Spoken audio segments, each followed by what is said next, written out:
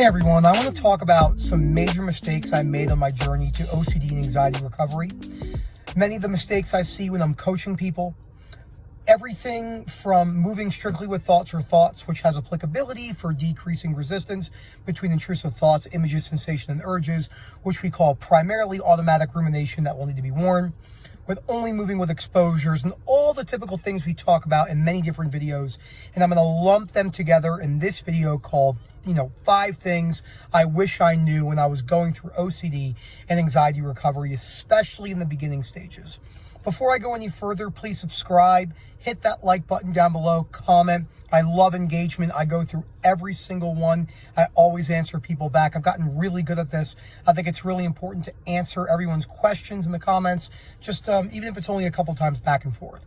And if you're interested in our coaching and webinar services, please email us at info@ocdrecovery.com and we will get back to you in a timely fashion. So the first thing I want to say is I've been trying to slow down my verbiage when I make these videos, which has been quite difficult because now that I've been, I go back and forth to New Jersey a lot more when I was younger, but I don't realize how fast we talk on the East Coast, which is hilarious. Now living out in the West, the Midwest per se, depends on who you talk to. Here in Colorado, I've slowed things down quite a bit. Plus my recovery journey has done that in of itself. So I want to talk about thoughts or thoughts for a little bit. Now, a lot of people come in and they say to me, well, they're not telling me that thoughts are thoughts, but these are the things they are telling me. Maybe you're working with another coach or a therapist, whoever it may be.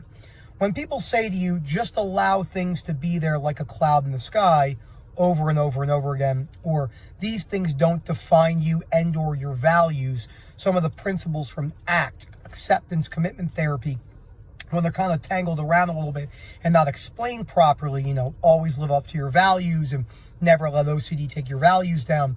That doesn't reach a philosophical depth that we need to break down the core fears such as the fear of death, the fear of being a bad person or losing control with a harm OCD or POCD, the fear of fear, which has categories underneath it, such as the fear of being stuck for the rest of your life, something that every single OCD and anxiety sufferer will need to break down because that fear is so poignant. It's so strong because the suffering is so strong with the chronic shame, guilt, and anxiety. It will need to be broken down. The fear of not being in the right relationship, and that categorizes down to the fear of false attraction, the fear of losing control with cheating, the fear of not having the life you want to have, FOMO, etc., etc. Those fears are so deeply held within our culture that in order to break them down, there needs a strong depth of a philosophical perspective that takes time to shift that towards where you want to go. Stoicism, which is the basis, it's the root of the REBT principles that Albert Ellis invented. I read I just read another great book on Stoicism called The Stoic Challenge. And there's so many similarities between the principles from Ellis and Stoicism. I watch a lot of stuff on Taoism. I'm a great fan of Taoism. I think Taoism has great quotes about mindfulness and just allowing things to be. Not the whole story, but allowing things to work out in the particular time period that you're in. Not needing to fight things. You're not going to be able to do anything right now to get better. So I moved too much with that approach. And I really did think that OCD, understandably, was like a cold that would just go away with time. It wasn't until I realized that this is a disorder of the brain and that just leaving it there with stuff such as this too shall pass, you can do hard things.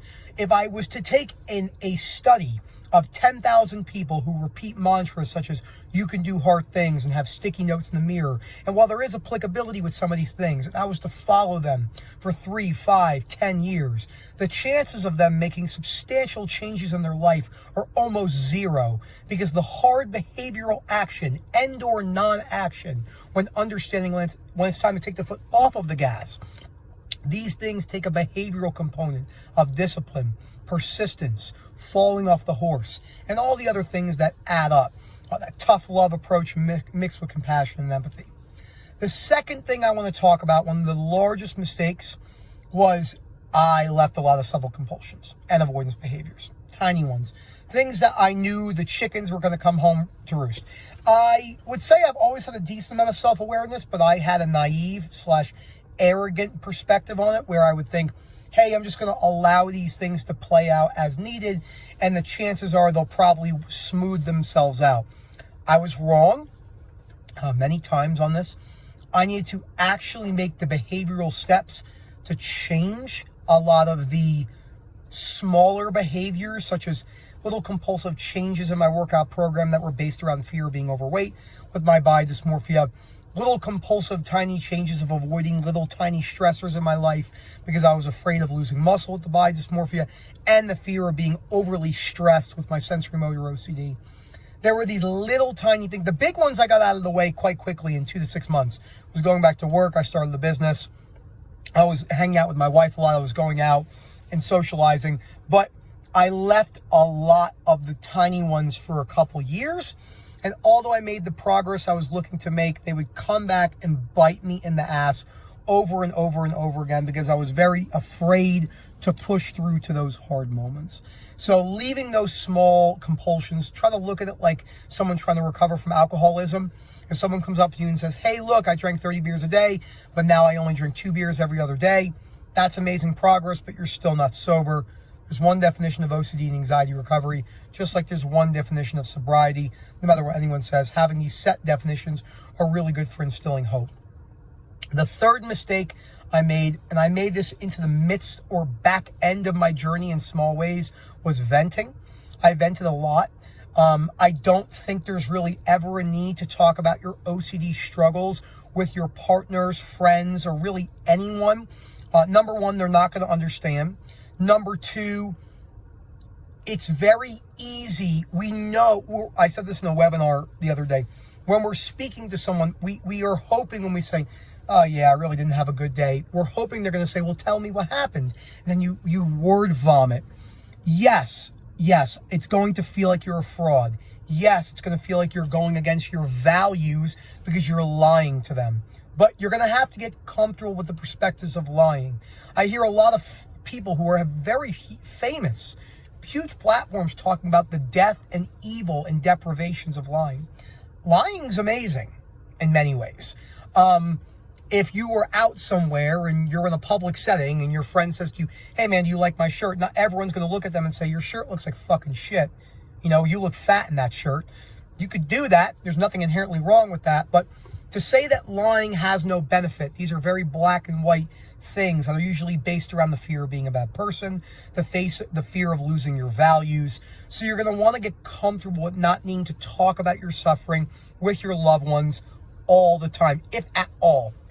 If I had a really bad setback right now and my wife said to me, what's been going on? I would say, hey, look, having a setback, the end. There's nothing more that needs to be said. The only people that really benefit from the discussions of your OCD, and not in a talk therapy way, but a problem-solving way where you're breaking down beliefs, making behavioral changes, and educating yourself on the practicalities of how OCD works, is doing that with the person you're working with and or the OCD community, and then that still needs a balance. So that's the third thing I wanted to talk about. The fourth thing I wanted to talk about, another large mistake that I made, was subtly giving in to decreasing stressful activities. Now, this plays into the second part, but I want this to be a specific point on its own. Sleeping in a little bit more than I needed to. Thinking I needed 8 hours of sleep. Being scared about decreasing the amount of caffeine I was consuming. Thinking I needed lots of notes and sticky pads around at all time. Journaling.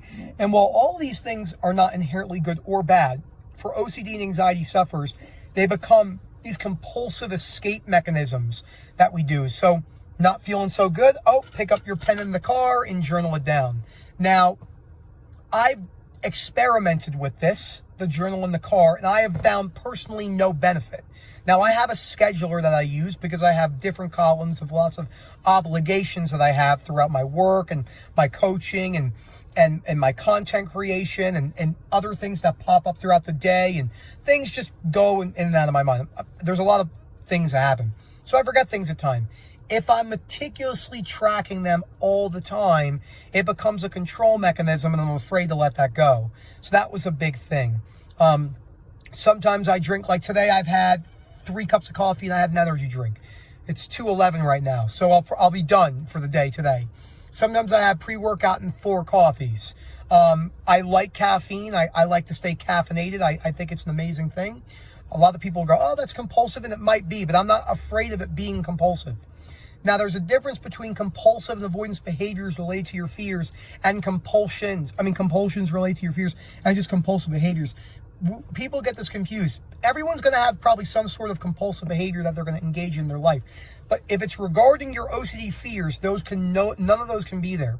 I think people get confused and they say, you're telling people they'll never have a compulsive behavior in their life ever again. That's not what I'm saying.